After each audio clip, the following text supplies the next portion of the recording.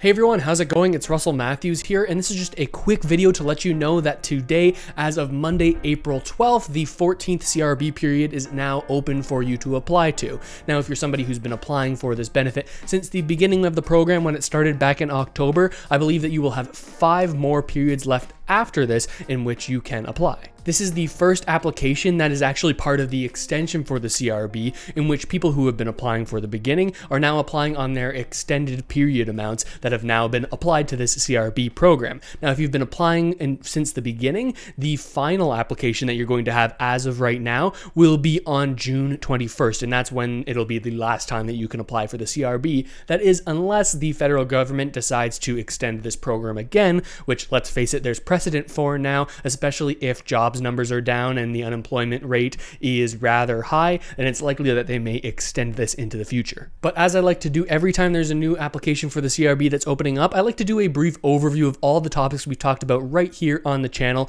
because I recognize that not everybody can watch every single video that I post. I'm posting usually once a day, maybe every other day, so I know a lot of people can't put that kind of time into watching all of these videos, so this is the one video to watch so you can know everything we've talked about on the channel. And if there's something that piques your interest, you want to learn a little bit more, there'll be a link in the description where you can go directly to that video and get all of that information. And admittedly, this week there isn't a whole lot new or different when it comes to the CRB in particular, but there are some new supports for various different groups of Canadians, as well as some pushes towards different programs that could be in the budget that's coming up 1 week as of today. So make sure you stay tuned to the end of the video so you can know everything that's going on in Canada right now when it comes to this sort of thing. All right, let's dive into this information. The first thing we talked about on the channel over the past 2 weeks is the potential increase of $1,200 to the Canada Child Benefit, as well as the potential pause on student loan interest. Now, this was all stuff that was included in the fall economic update that the Liberals provided, but it's actually been delayed in the House of Commons over and over again.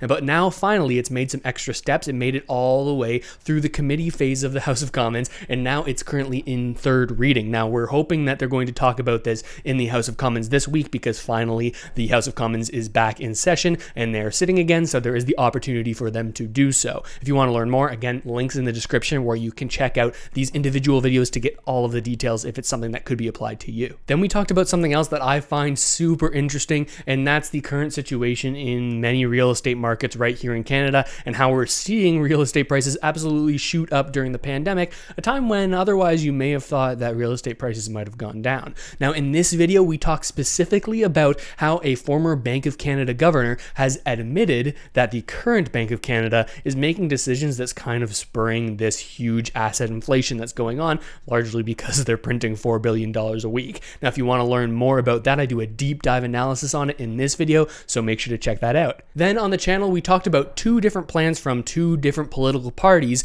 that hope to address some of the concerns that students currently have right here in Canada. Now, one plan is actually proposing that they were to cancel $20,000 of student debt. Now, the other one is actually suggesting that we switch into a program where post-secondary education is free. Now, there are a lot of pros and cons for this, and a lot of supporters and just as many detractors for a program like this. Whenever you bring up forgiving some sort of student debt, you get tons of people saying, hey, well, how come my student debt wasn't forgiven? I just finished paying it off. But then on the other side, you have people saying, hey, this could actually help build more businesses, give younger Canadians a stronger economic footing to start off and maybe build a business in Canada. So we talk about all of these issues in there and how likely this is actually to happen. So check out that video if you're a student and are interested in learning more about it. This next video is for anyone out there who's interested in cryptocurrency. If you've been watching my videos, you might already know that I hold around 5% of my net worth in cryptocurrencies. I think it's a really interesting space. But in this video, we covered some new regulations that are coming into effect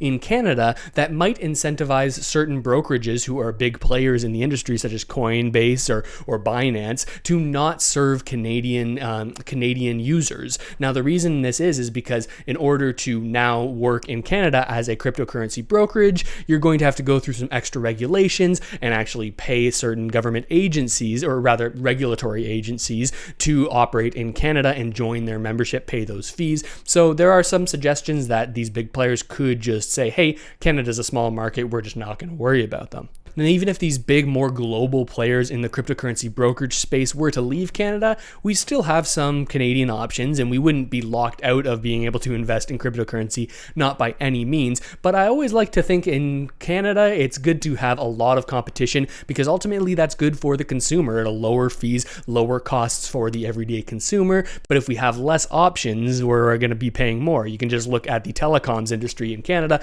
Rogers and Bell pretty much owns everything, and as a result, Canadians have to pay more and more in fees than many other countries. So a little bit of concern here for the crypto space, hoping it doesn't turn into something like this. The next thing we talked about is whether or not we're going to get information in the upcoming budget about how these benefits are going to be rolled back, or if they're even going to be rolled back. Now, we all know, because I mention it here on the channel all the time, that Monday, April 19th is when we are getting this budget revealed to us by Chrystia Freeland, the Finance Minister of Canada. We're going to be live streaming that here on the channel, so mark your calendars, because that's where all the information is going to be. But in this video in particular, we watch an interview that sort of suggests that the Liberal government may be more open to extending these benefits again, depending on what certain data says, closer to those potential extension dates. So if you want more information on that, check out that video. Another big thing that happened over the past couple of weeks is that there were two major political policy conventions held just this past weekend, both for the Liberals and for the NDPs. Now, at these conventions, they get together to vote on a whole bunch of things to determine whether or not the individual parties will support this going forward. Now, one of the key points that many people are bringing up is the fact that the Liberals actually voted on UBI and whether or not they were going to support that going forward and potentially include it in their campaign in the next election. And I actually made two videos on this topic this week. The first one goes into a little bit more detail, going over each individual clause inside each resolution, talking about what that could mean for the future of a potential universal basic income in Canada. And the second video that I made actually goes over the vote results and whether or not each of these different resolutions were passed through into Liberal policy, what that means, and how long it could take for something like this to be implemented. So if you're interested in any of those, I recommend those two videos. On top of these votes on different policies, also each of the leaders from each of these political parties did a speech on what they saw for the future of Canada, what they were going to be focusing on, and we had a live stream of that right here on the channel. If you haven't tuned in for a live stream, keep your eyes posted, because we have a lot of fun in there. It's a great community, and I love getting on here live and getting to know you a little bit more in person. But if you want to check out the replays of those live streams, of those speeches, and the live analysis that we did at the time, you can also find those on the channel. One has a picture of Justin Trudeau and one has a picture of Jagmeet Singh on the thumbnail, so you should be able to find it on the channel pretty easily. Then we talked about how Canadian real estate regulators are finally stepping into the real estate space in order to try to cool down the current boom that's going on in many different markets across the country. But in this video, we go into the details of what this new cooling measure could potentially be and how it might actually have the inverse effect and heat things up even more because of a specific deadline they have in there that will cause home buyers to want to buy homes even more rapidly. It's a pretty crazy situation. So if you're interested in any of that, or if you're somebody who's looking to buy a home, make sure you watch that video. And finally, we talked about some hints that we got from one of those policy conventions, with the actual Liberal policy convention, where Finance Minister Chrystia Freeland took the opportunity that she had to talk about a whole bunch of different economic topics, and she actually honed in on one specifically. She honed in on childcare and the history of Liberal parties trying to push for a national childcare. Now, the way this is all going to work, we don't know yet, but it really seems like this is going to be a heavy focus on the 2021 budget that we're expecting to see in exactly 1 week. Now, would this mean a free childcare across Canada? How does that look? Who's implementing it? The individual provincial governments? Or is it going to be a program that's sort of plastered across the entire country by the federal government? That remains to be seen. We're going to find that all out on Monday, but we go over all the details and all of the hints that the Liberals have been dropping along the way as to what they're going to include in this budget. And that's pretty much all we've talked about over the past 2 weeks. Again, if there's any videos that you seemed interested in, make sure to check them out in the links that are in the description. And also in the description, there are some links that you can check out to open up investing accounts, to take your wealth into your own hands. So important we do that these days. And of course, if you haven't already done so, make sure to subscribe to the channel and hit the notification bell. And with all of that said, thank you so much for watching, everybody. I really hope this video helped you out at least a little bit, and I'll see you next time.